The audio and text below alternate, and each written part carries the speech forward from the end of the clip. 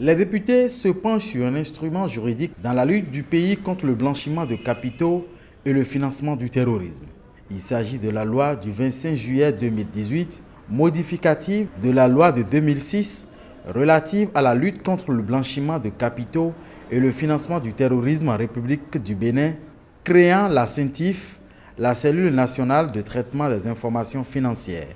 Le blanchiment des capitaux est une menace pour la paix et la stabilité politique. L'institution de la CENTIF, telle que prévue par la directive de l'UEMOA, permet de suivre le mouvement des capitaux.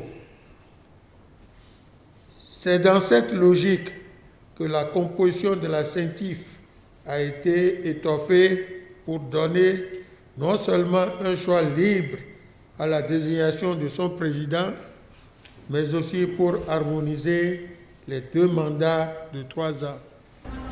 La mouture du texte examiné et adopté ce mardi au Parlement renforce l'article 61 de l'ancien texte avec une insistance sur la nomination d'un président de l'institution.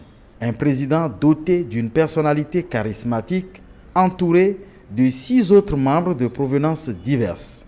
Les 7 membres de la CENTIF, une fois installés, ont un mandat de 3 ans renouvelable une fois. Voilà une institution qui délibère et qui ne respecte pas la règle de l'imparité.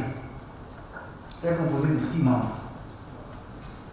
Or, les usages, lorsqu'une institution délibère, obéit à la règle de l'imparité, donc à une composition impaire. Deuxièmement, Monsieur le Président, l'objectif ici, c'est de renforcer l'institution en y mettant une certaine personne qui a une relative hauteur par rapport aux autres membres qui sont des spécialités que dans leur domaine.